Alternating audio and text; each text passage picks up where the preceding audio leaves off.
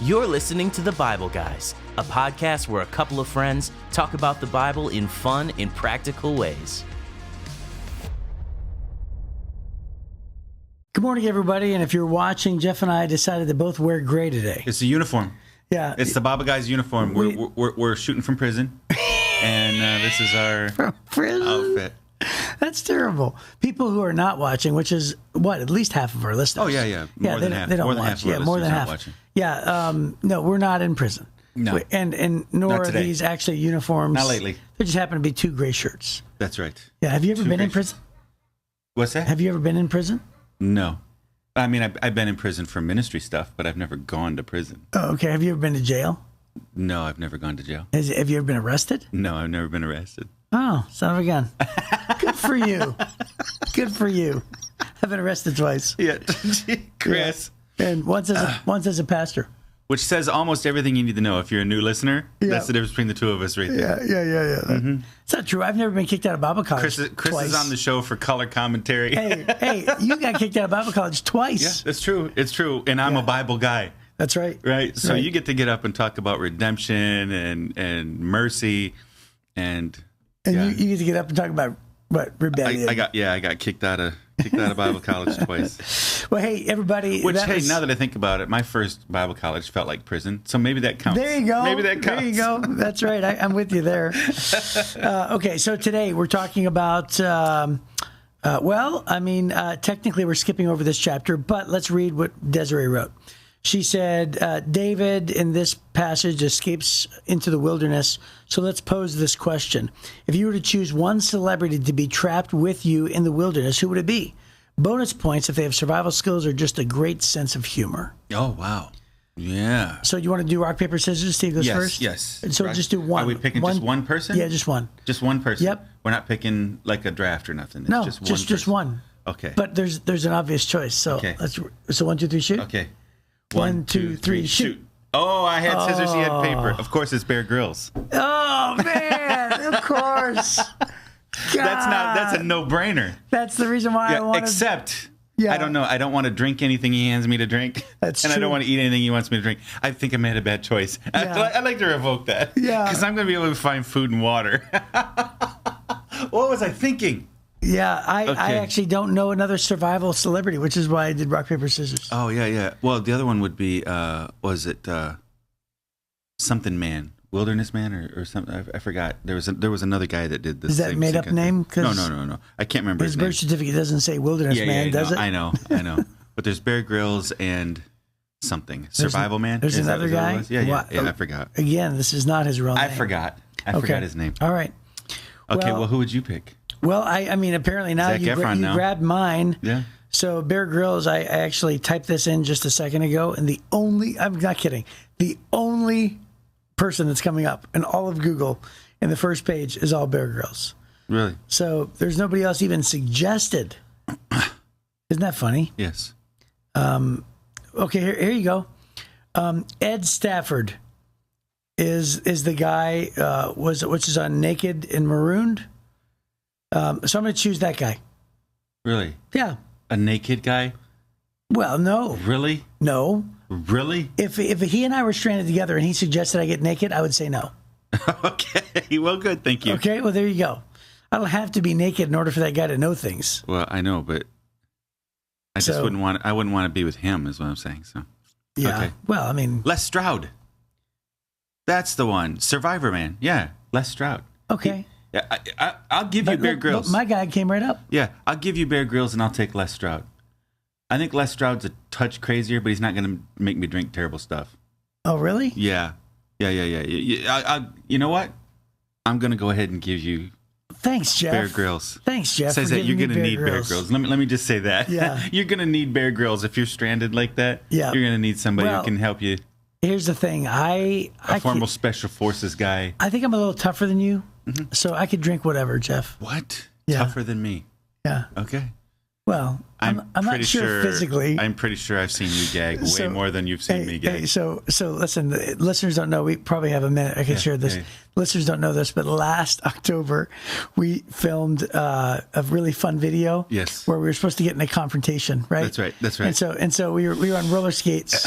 Yes. And we both had taken off our roller skates. Taken off our roller skates. And so we were like, let's go, man. You want to go? We started like pushing each other like this. Yeah. And all of a sudden I pushed you like boom. You hit me hard. You shoved me hard. And you didn't move. Yeah. And then you went boom, and you hit me, and you literally threw me. I flew over. I felt so bad. I flew over the staff. Yeah. The staff was sitting in booths. In booths, and I literally flew over the booth, and everybody laughed, and I was like, oh my gosh. I was like, I feel like I'm in the 8th grade again. Yeah. I felt, so I didn't mean to do that. I still feel bad about that. When we were driving home, my wife was there. Yeah. My wife was like, the whole thing was fun. That was fine. But what were you thinking? I was like, I wasn't thinking anything. He shoved me, and I shoved him back. Right. Well, I mean, it was what they told us to do. Yeah, I know, but I shouldn't have thrown you into the thing like that. I didn't mean to. It just happened. It was really, really funny. Yeah. So Chris is a big tough guy sitting here on the thing. Yeah, whatever. At the table. But in that moment, I was not very tough in that moment. Yeah, in that moment, I threw you. But I think you're a tough guy. You took it like a champ. You did. Yeah. I bet if I punched you in the face 10 times, you would be okay. Yeah, exactly. You took it like a champ. That's so funny. I felt really embarrassed about it. But okay, so hey, there you go. Congratulations. You get Bear Grylls. Yes. Even though you lost the rock, paper, scissors, I'll give you Bear Grylls. I'll go with Les Stroud. And I'll take him. Les Stroud's a little more nuts, but... Okay. All right. Well, you know what? Either way, I don't ever want to be in that situation. And if I had no celebrity and I was stranded, I would be in trouble. Because I don't really know that many survival skills. I didn't do Boy Scouts. I didn't do wilderness things. But you'd figure out right away you needed water and shelter. Oh, yeah. I mean, those things, yeah. But sure. But all those tricks of like compasses and direction and all that. Like, oh, let's heat up a needle. Let's put it on a leaf in the water. Okay. Well, good. Yeah. Well, that'd be, hopefully that never happens, Chris. Right. I agree. So the reason why she had us do that one, by the way, is you remember those of you listeners with us last week, David is running from Absalom. Absalom is pulling off a coup, Absalom being David's son and the heir to the throne. And so David goes out into the wilderness in outside of Jerusalem, heading down towards the Jordan River. And so that's why she was doing that. It's pretty crazy. He's running, he's hiding. And during that time, several things happen. Absalom gets terrible advice from Ahithophel. Ahithophel says, hey, go sleep with some of David's wives. And so that was pretty horrible. But then while Absalom is just misbehaving in such a horrible way, suddenly God begins to lean in on David. David begins writing more psalms, right? Yeah. He's writing prayers. Every psalm that you read is a prayer to God, and it was always set to music. Right. So it was like a musical prayer, which really, if you think about it, those of you that are Christians, when you're singing worship songs, a real worship song is going to be a prayer to God. So some of them are testimonies. You're just singing about how good God is to you. That's one thing. But others they're like a prayer to God, and you can tell the difference. So here we go. Psalm chapter 3 today. It's a psalm of David regarding the time David fled from his son Absalom. And it's not a very long chapter, but it says, O Lord, I have so many enemies. So many are against me. So many are saying God will never rescue him. But you, O Lord, are a shield around me. You are my glory, the one who holds my head high. I cried out to the Lord, and he answered me from his holy mountain.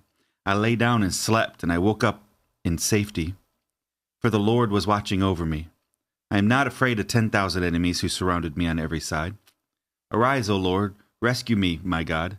Slap all my enemies in the face and shatter the teeth of the wicked. Victory comes from you, O Lord. May you bless your people. Jeez. Wow. Well, you can hear him. He's got fear, and he's reminding himself that he's trusting the Lord, right? That's where he's at there. And he probably has some pretty big flashbacks. Yeah, absolutely. Right? Of being in the caves. And he's been here before. He's been here before. And he's written very similar psalms before. Mm-hmm. Yeah. So are we reading 63, or are we just talking about Psalm 3 we'll read first? 63 tomorrow.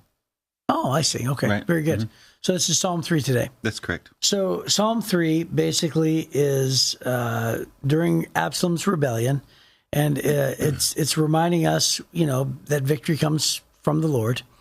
And David's always been that way. Think about this. David started off with Goliath. And even before Goliath, what did he do? He referenced that, even when the bear came and even when the lion came, I knew that God was going to, be with me. And so he took care of the bear and the lion. And then even during Goliath. And then what else? He was put in charge of the commander's army, and he always gave credit and honor to the Lord. Yeah. And so David has always believed that God's in control, even though it seems like, it's just that human versus that human. It's their skills versus my skills. It's these circumstances and their cunning general versus, our strategies and things like that. And it seems that way. And it's very easy to forget that God's overall in charge of everything. So I would just say for our listeners, there's a sermon in there somewhere. It doesn't seem like God's in control, but God's always in control. Yeah. Well, here David lost his throne. He's losing so much of his identity at this point. He's had like a decade of relative peace and safety, some discord in his family, but other than that, it's not like he's going to war all the time and stuff. And he's settling into this idea that God has blessed me, and this is my new norm. And because of all the struggles in my past, I paid my dues, I did all my stuff. Now my job is to sit on the throne and rule. Mm-hmm. And at this point now he's running and he's losing he feels like he's losing everything. And sometimes when we have bad circumstances happen in our life, we can kind of feel like when life turns against us, we can start to feel like God is turning against us. Mm. And, in that moment, you kind of have a choice. When the pressure's on, what's on the inside comes out. It's like a tube of toothpaste, right? Or ketchup bottle or whatever. When the pressure's on, whatever's on the inside comes out. And in this situation, you either run to God or from God. And it's interesting because in all this time, it seems like David is relatively silent prior to this for like a decade. Mm-hmm. And I'm sure he was writing things, but we don't see a lot. And then all of a sudden, here he is. We're going to read a couple of these prayers where he's just, what's on the inside comes out. He's a man after God's heart, and he immediately leans into and trusts God even when he feels like everything's working against him. And there is something about that when you're in your sane moments, you need to decide, who are you? When the pressure comes, because pressure's coming. Mm-hmm. There's going to be another hard day. There's going to be difficult things. Life is difficult because we live under the curse, right? And so when the pressure comes, what are you going to do? Are you going to run to God or are you going to blame God? Yeah. And David, once again, decides to trust God. So we don't often cross-reference that much, but it reminds me, what you just said is Daniel. Remember Daniel 1:8? It says, when Daniel purposed in his heart that he would not defile himself with the portion of the king's meat, nor the portion of the king's wine, which he drank. And I just thought to myself, one of the greatest lessons that I could have learned, and I think I clung onto this even as like at 16 or 15 years old, is the idea that you should decide now to purpose in your heart. Yes. So, so make a decision now, when things are before the trial comes. And so when it says in Daniel 1:8 that Daniel purposed in his heart, and he says, hey, whatever's going to happen, you know what I'm not going to do? These are the lines I'm not going to cross. Right. And in this case, just to give some readers some context, because I did bring it up. So Daniel was captured by the Babylonians, right? He was taken, and he was taken captive, and he was chosen out of a group of prisoners, basically, to represent people well, and they wanted him. He was good looking and everything else, so they wanted him to be this representative. So they basically said, "Eat this meat," but it was sacrificed to false idols, and so it was this paganistic sort of a deal. And Daniel says, "No way! I'm not going to eat meat sacrificed to false idols. I'm not going to do any of those things." And so he basically prayed and said, "I bet you if you give us a vegan diet and we don't even eat like the rest of the people who are training," he said, "you watch us after," what was it, 30 days? Yeah, 30 days. And he said, "Watch us after 30 days or 40 days." It was one of those two things. And he said, "And then and tell me if we don't look better, stronger, healthier, and more good looking."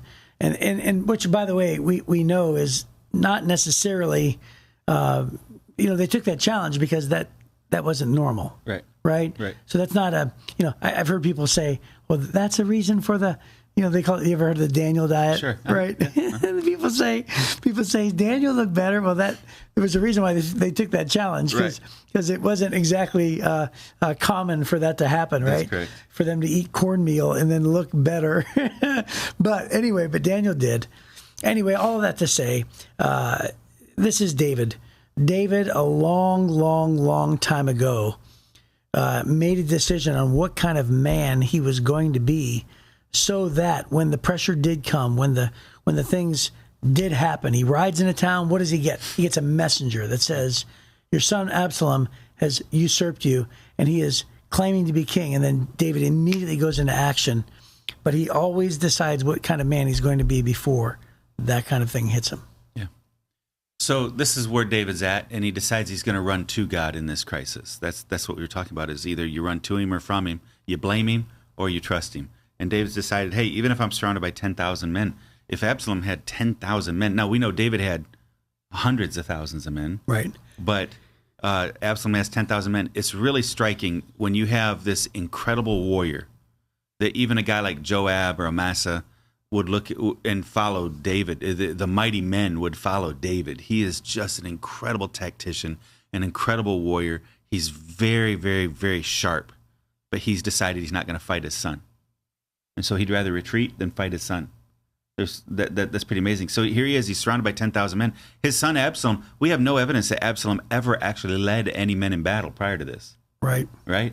Right. So it's David, this grizzled old warrior who's savvy and has every trick in the book in his bag, and Absalom, who just is handsome and has long hair, right? And is a politician. David could have wiped him out, but instead David says, it doesn't matter that I'm surrounded by 10,000 men. I'm trusting you. Right?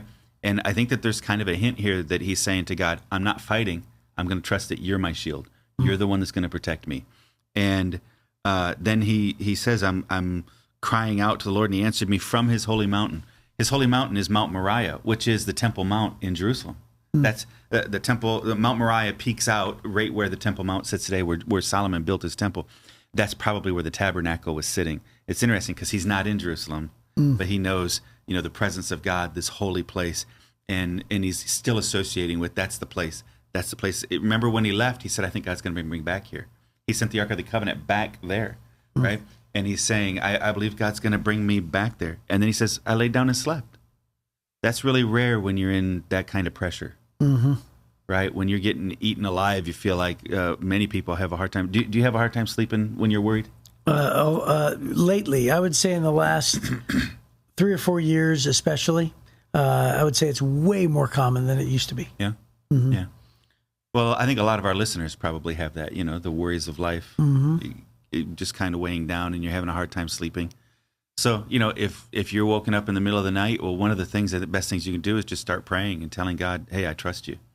Pour out your fears first. I love it how he ends at the end. Hey, God, bust their teeth. Smack him up a little bit, right? Yeah, so, hey, rough him. I don't want you to kill him. Right. But he's kind of asking God to be like a mafia tough guy. Right. Hey, just don't kill him. Just break his legs. Right. Right. Which is so funny. Slap him in the face and break his teeth for me a little bit. Send him a message. But other than that, I'm going to trust you. And so, a lot of times when we pray, we're like, oh, help me. And all we're doing is worrying. Yeah. But there is a moment where what you see with David is David says, I need your help. And then he pivots into, so I'm going to trust you. And he lays down and goes to sleep. So there is this time when you just have to pray to the point where you say, I'm going to trust you in this. When I was in high school, I was having a problem with some kid. And I literally have, I get a big, huge Italian family, and really, yeah, right. and a lot of them were, sort of connected. My grandfather was truly connected to the mob, and was right in the thick of it. And so, I think consequently his sons and then their sons sort of felt like they were mob-like. You know what I'm saying, right? Tough guys. Tough guys, right. And by the way, they were definitely tough guys. Right. Like there's no way that they did not back it up, okay? But anyway, I remember one time I was having trouble with this one guy, and one of my cousins came up to me and said, you want me to take care of it? And I said, what do you mean? And I was just curious, and I was like, what would you do exactly? And basically, I can't use any of the words that he used, okay? Right. But essentially, he just said, you give me one phone call. He goes, and I would just figure out, he goes, I would follow his pattern, and I would predict when he's going to be alone. He says, and we would come up behind him, put a blanket over his head, and beat him up, and then run away, and he'd never know who did it. That was sort of the promise, right? Right. And I said, you'd put a blanket over his head and beat him up. And they said, yes. And I said, have you done this before? And he's like, well, yeah.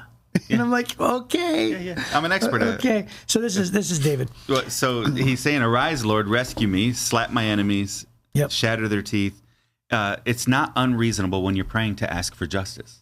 Mm-hmm. Right? That's what he's asking. He's asking for justice here. Right. I don't want you to kill him, but man, make him pay. Right. And it's surprising. Remember, David's a pretty hard man. Mm-hmm. David killed people who came and gave him bad news. And right now he just wants him smacked up a little bit. Mm-hmm. Just rough him up a little bit. But it's not unreasonable to ask God for justice because God's a just God. Let me take a minute to look at the interludes here. So this is written as a musical psalm, and so it for instance, it does verses 1 and 2, and then it says interlude. And another version may say Selah, right? Right. And then it does verses. That's the Hebrew word. The Hebrew word is Selah. Is Selah? Mm-hmm. Is it Selah? Okay. And then you have 3 and 4, then interlude, Selah. Then 5 and 6, 7 and 8, and then Selah is what it says. Mm-hmm. So when you're reading that, just know that number one, it's there because it's a song, right? Yeah. But there's also a sermon in there as well, isn't there? So you can do a whole sermon on this is the time to rest, right? So and then you could do another sermon on reflecting on what you just said. Like for instance, have you ever read the Bible? Yes. And thank you. Comma. Yeah. Oh, okay. Have you ever read the Bible and you feel like you make progress because you've read like a whole chapter or something, and then you think to yourself, I didn't really take time to soak in any of that. Have you ever done that? Oh yeah, absolutely. Where you've gone like you just read the words. Yeah, you read the words, and then you're like, I need to go back and I need to like really truly reread that. And then really think about, because that was some good stuff, right? Right. Especially when you're in Proverbs, right? You could zoom through Proverbs and go, I need to reflect on every verse for at least 5 minutes, right, because that's how unbelievably different they are, and there's like massive truths, hanging on each verse. Well, it's the same thing with interludes. So this is like a song, but it's also sort of like a prayer. And I think that there's a sermon in there somewhere where we could remind ourselves that when we, for instance, drop on our knees or posture ourselves, it doesn't have to be on our knees, but we posture ourselves to pray to God. And we start off, for instance, and we say, Our Father who art in heaven, how great is your name? Like, let's pause right there and recognize, man, God is great. And then we say, give us this day our daily bread, and then just pause there for a minute and realize, like the children of Israel wandered in the wilderness for 40 years, and they woke up every day, and God gave them their daily bread, and they couldn't even hoard it because it would go bad. And God wanted them to depend on Him, and that's really what they're asking. It's a word picture for you and for me to say that God will give you everything you need. And before you move on to the next verse, just rest there and think about that, Yeah. Not my will, but yours be done. Instead of moving on, let's really think what that means in our lives. Yeah, that's great. Let's Selah that, shall we? Yeah. Right? And figure out, like, okay, God, what is it that you want me to surrender? What agenda, that I know it's my agenda, it's not your agenda. What do I need to surrender? And I think that, sometimes when we read verses, we can just whip over it, but there's a lot to be learned in the pause. Absolutely. In the rest. Yeah. Would you call that a bridge? No, it's musical interlude. Yeah, so we're not exactly sure what Selah meant, but it seems to have these three big ideas. One is that there's this kind of a pause moment, but then beyond that, the next time, it's the next section is going to be louder than the last section. It seems so. There's a musical thing, like, okay, we're going to crescendo into the next piece. And it might have been like a turnaround where the band is playing, and okay, we're going to get a little louder in the next one. It also seems to have indication maybe for the crowd. This is where we're going to raise our hands and shout hallelujah or praise the Lord or something like that. So it kind of has these three pieces to it. And so what you have is you have him starting off quieter and gentler. Lord, I have so many enemies, this brokenness kind of thing. Then, hey, we're going to get louder and we're going to raise our hands. We're going to trust God. Because it says, Hallelujah. but you, O Lord, are a shield around me. And it's building energy. There's energy building there. And then you get to the end of that. He heard me from his holy mountain. And then we're going to pause, and there's going to be this crescendo. Yeah. And then we're going to raise our hands, and we're going to shout hallelujah. Then he says, I'm not afraid of 10,000 enemies. You see what's happening? So these interludes are almost like when the band plays a little bit, and then you come back in a little bit more excited. The drums kick in a little harder. So it's African American preaching. Yeah, almost. Yeah. So it builds all over, and then finally it ends with a Selah. So that word Selah comes up 74 times in the Bible. Yeah. And almost every time it has a pattern like this, where the song seems to be, or the prayer seems to be building. And so we're not exactly sure what Selah means, but it certainly isn't some kind of an interlude or an intermission piece. But it's not a stop. It's we're going to build up to the next thing. That's great. Yeah. That's great. Recollect your thoughts and then push on to the next part of it. Very cool. It's really powerful. Well, hey, that is our time. So we will see you next time on The Bible Guys.